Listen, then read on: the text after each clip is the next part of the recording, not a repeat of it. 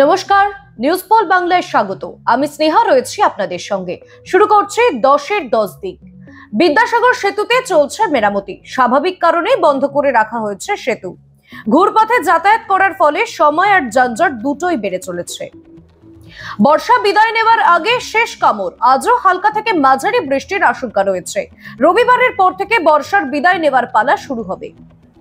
এবার থেকে টোটোতেও বাধ্যতামূলক নাম্বার প্লেট। চূড়ান্ত ডেডলাইন বেঁধে দিল সরকার, নিতে হবে রেজিস্ট্রেশন। হরপা বানে উত্তরে মৃতের সংখ্যা বেড়ে 34। লোকালয়ে বন্য পশুদের হানায় বাড়ছে আতঙ্ক। তবে এই মুহূর্তে অনেকটাই শান্ত তিস্তা, তোরসা, জলঢাকা নদী। বিহারে ভোটের দিন ঘোষণার পর থেকেই চলছে দলবদল আর জোটের ভাঙাগড়া। বামেদের আসন বাড়ানোর দাবিতে ইন্ডিয়া জোটে জট।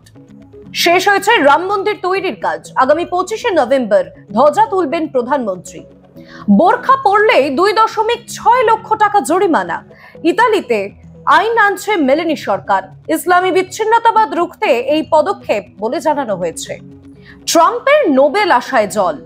শান্তির জন্য পুরস্কৃত ভেনেজুয়েলার মারিয়া কারিনা মাচাদো। তিনি ভেনেজুয়েলার প্রধান বিরোধী নেত্রী মারিয়া। সোনার দামের ক্রমবৃদ্ধিতে হতাশ ক্রেতা ও বিক্রেতা। ধনতেরাসের আগে একটু স্থিতিশীল সোনার দাম কিনতে পারেন এই সুযোগে। দিল্লিতে দ্বিতীয় টেস্টে ক্যারিয়ারের 7ম সেঞ্চুরি। সচিন ব্র্যাডম্যানের বন্ধনীতে ঢুকবেন বাঁহাতি ওপেনার যশস্বী জয়সওয়াল।